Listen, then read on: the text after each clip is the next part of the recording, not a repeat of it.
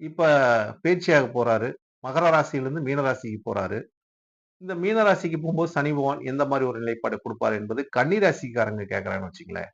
கன்னியா ராசி என்பது காலதேவனுக்கு 6வது ராசியா வரக்கூடியது. அந்த ராசியில பார்த்தீங்கன்னா, உத்திர நட்சத்திரம், அஸ்த நட்சத்திரம், சித்திரை நட்சத்திரம். இந்த 3 நட்சத்திரமும் இருக்குன்னு வச்சுக்கங்களேன்.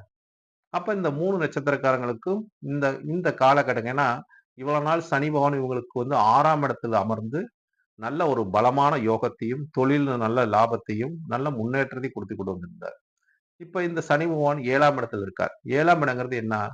சனி பகவான் தன்னோட ராசிய பார்க்க போறாருங்க. அதாவது கன்னி ராசிய நேரடியா 7ஆம் பார்வையா பார்க்குறார். சனி பார்வை சிறப்பு இல்லைங்க.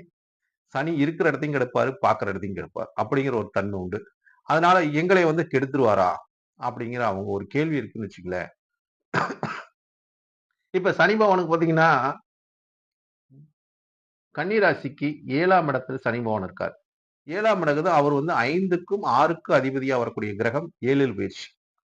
7ஆம் இடங்கிறது எந்த ஸ்தானத்தை குறிக்கும்னா, ஒண்ணு மனைவி ஸ்தானம், இல்ல கணவர் ஸ்தானம். ஒரு ஆணா இருந்தா மனைவி, பெண்ணா இருந்தா கணவர். அதுக்கு அடுத்தது உங்களோட நண்பர்கள்.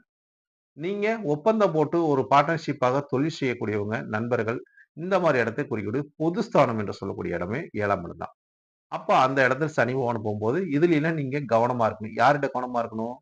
பொது ஒப்பந்தம் போட்டு, ஒரு ஒப்பந்த ரீதியாக ஒரு கான்ட்ராக்ட் ஒப்பந்தம் போட்டலாம். நீங்க ஏதாவது தொழில் செஞ்சீங்கன்னா, ஒரு நண்பர்களோட சேர்ந்து ஒரு கூட்டா பிசினஸ் செஞ்சதெல்லாம் இந்த காலகட்டத்தில சிறப்பில்லைங்க. அப்ப அடுத்ததாக சொல்லக்கூடியது இடம் என்னன்னா, பொது இடத்தில் நீங்க எதிலயுமே கவனமா இருக்கணும். அதாவது உங்கள ஏமாத்தக்கூடியவங்க நெறைய இருப்பாங்க. அப்ப பொது மக்கள் மத்தியில உங்களை நெறைய பேர் ஏமாத்த வந்துருவாங்க. யார்ட்டயாச்சும் நீங்க ஏமாறணும், கெட்ட பேர் வாங்கணும் அப்படிங்கிற ஒரு தன்மை. அதே மாரி வாகனத்தில் பொது இடத்துல வாகனத்துல போம்போது ஏன்னா கண்டச்சனி. நமக்கு ஏதாச்சும் ஒரு கண்டத்த குடுத்துருவார் அப்படிங்கிறது. அத விபத்துக்கு இது ஏற்படுத்திருவார். 7ஆம் இடங்கிறது விபத்து ஸ்தானமும், மாரக ஸ்தானமும் கூடுங்க. அப்ப நம்ம வண்டி வாகனத்துல போம்போது மிக மிக கவனமா போணும். ஏதோ ஒரு தூரமா போகும்போதுல ஒரு வாடகை கார்ல போம்போது, சொந்த கார்ல போகக்கூடாதுங்க. வாடகை கார் எடுத்துக்கிட்டு, அவங்களுக்கு நம்ம பணம் குடுக்கும்போது ஒரு சிறப்புன்னு வச்சுக்கங்களேன். ஏன்னா, சனிங்கிறதே வந்து பிறருக்கு தானம் தர்மங்கள் செஞ்சா நமக்கு யோகம்.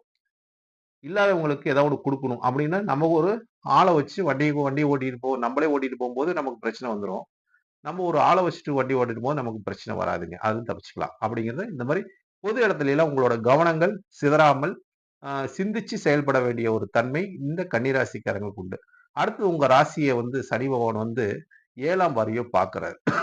அப்ப உங்களுக்கு உடல் ரீதியா கன்னி ராசிக்காரங்களுக்கு உடல் ரீதியாவும், மன ரீதியாவும் பிரச்சனைய குடுப்பார். இதுலருந்து நீங்க எப்படி வெளிய வரலாம்? எப்படி இருந்து விடுபடலாம்? அப்படின்னு பார்க்கும்போது